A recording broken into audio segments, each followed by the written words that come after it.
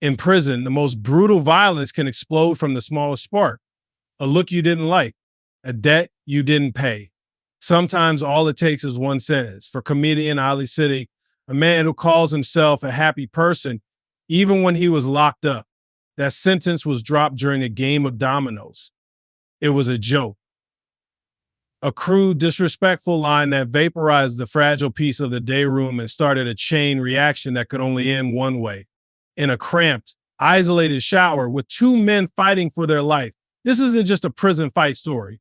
It's about how fast the rules of the world can disappear and how one moment of pure rage can leave a scar that never ever heals. A game of dominoes in prison isn't just a game. In that world, everything's a test. Every word, every move, it all gets measured. One wrong joke, and you can find yourself with your back against cold, wet tile, the door blocked, holding nothing but a melted down piece of plastic, staring at a man who wants you dead. You might win that fight, but you'll lose a piece of yourself you can never get back. Section 1. The Devil's Playground. To get what happened, you have to understand the world he was in.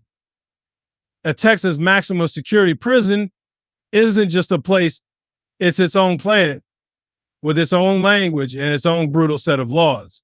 The air is thick with tension, buzzing with threats you can feel but can't see. Here, disrespect is the ultimate crime. It's a currency that can get you beaten, robbed, or killed. It's a world where you learn to read everything. The way a man walks, the look in his eye, the way a table goes silent when you sit down. Ali Siddiq was trying to navigate this world as a happy person. He wasn't looking for a fight. He actively avoided it.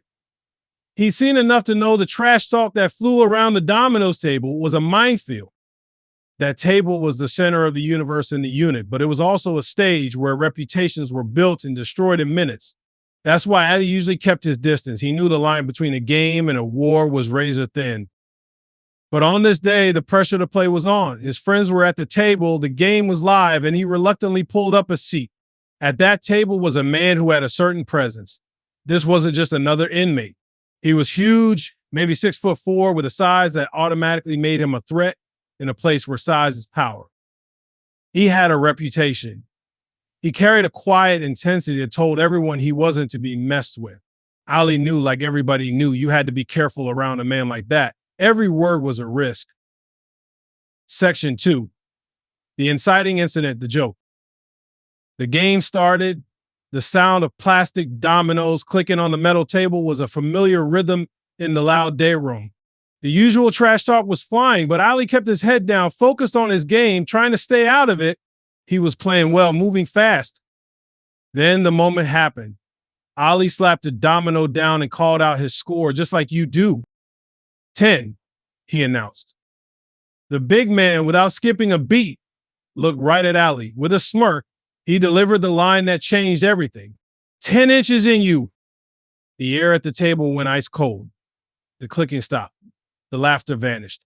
On the outside, maybe it's a gross, dumb joke. Ali even admitted that part of him thought it was kind of funny.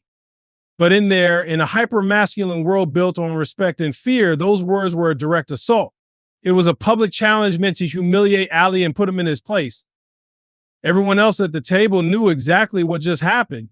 All eyes were on Ali, waiting. He could feel their stares, feel the pressure closing in. He knew he couldn't let it go, but he also knew starting something right there or right then was a bad move. So with a quiet intensity of his own, Ali Siddiq pushed his dominoes away, stood up, and walked away from the table without saying a single word. He refused to keep playing the game. Both the dominoes and the one his opponent had just started. The fuse was lit. There was no going back. Section 3. Rising action and the unraveling. Word travels fast in prison.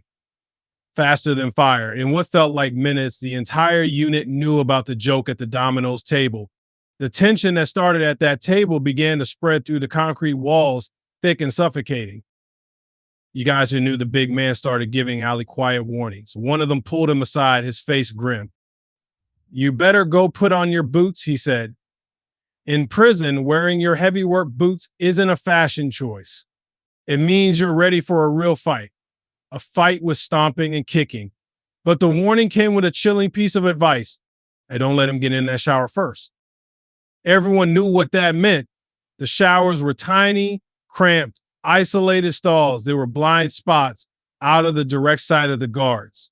A shower was the perfect place for an ambush where a fight could turn deadly in seconds. Ali knew a deadly chess game was now in motion. An attack was coming. It wasn't a question of if, but when and where. He began his own preparations, his mind racing. He was smaller than his opponent, but he was quicker. In an open space, the big man's size and reach would give him the upper hand. But in a tight space, like a shower stall with a door that opens inward, trapping you, Ali realized the terrain could be his best weapon. The very thing that made the shower a terrifying place to get cornered also made it the perfect battleground for him. The big man's size would become a weakness. He wouldn't be able to get a full swing. He wouldn't be able to move. The next few hours were an exercise in psychological warfare. Ali watched and waited. He saw the big man preparing, lacing up his boots, steeling himself. The whole unit was holding his breath. Ali's fear was a cold knot in his stomach, but it was sharpened by a tactical focus. The next few hours were an exercise in psychological warfare. Ali watched and waited. He saw the big man preparing, lacing up his boots, steeling himself. The whole unit was holding his breath. Ali's fear was a cold knot in his stomach, but it was sharpened by a tactical focus. Section 4. Climax. The shower. The explosion happened exactly where Ali planned it. The shower stall was a claustrophobic box of concrete and tile. The door swung in, so once they were both inside, getting out was nearly impossible. The air was heavy with the smell of damp concrete and cheap soap. Just as Ali predicted, the big man came in swinging, relying on pure size and strength. But in that tiny space, his punches were clumsy. He couldn't fully extend his arms. His size was now his enemy. Ali, smaller and faster, moved around the wild swings, a blur against the gray walls. This wasn't just a fist fight. Ali had a shank, a sharpened piece of plastic, small but deadly. He ducked under a haymaker and drove the weapon into the man's stomach. The first stab was followed by a second and a third. He was a whirlwind of desperate, controlled violence, switching the shank from hand to hand. The big man grunted, his confidence shattering with every single blow. Panic took over. The attacker was now the victim, scrambling to get away, trying to push past Ali to escape the stall. As he turned his back to flee, Ali did something that shocked even himself, an act of pure primal rage. He lunged forward and bit the man on the back of his head, sinking his teeth in with everything he had. It wasn't strategy anymore. It was a deep, terrifying fury that had been uncaged. The whole thing was a chaotic mess of flailing limbs, pain grunts, and the slick sound of blood on the wet floor. It was brutal, ugly, and it was over in less than a minute. The man finally stumbled out of the shower, bleeding and broken.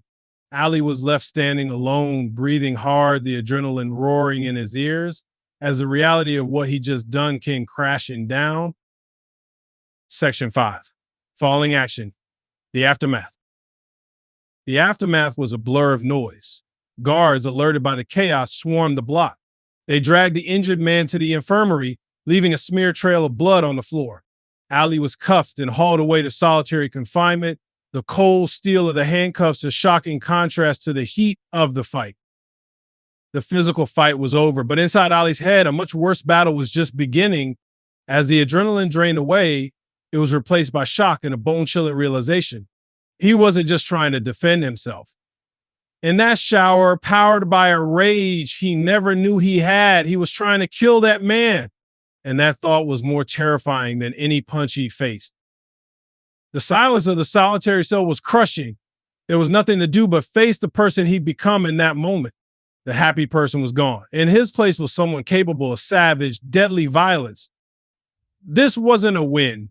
It was a horrifying discovery of a part of himself he never wanted to meet. Section 6. Resolution and reflection. The deepest wounds from that day weren't the ones you could see. Ali Siddiq would later say the incident shook him to his soul. He remembered another fight on the streets years before he was locked up, after which he cried for 3 days straight. He wasn't crying out of fear. He was crying from a deep sense of shame that he had allowed someone else's words to puppeteer his emotions and drive him to that dark place. This time, the shame was even worse. The fight happened during Ramadan, and for the first time in his life, Ali broke his fast.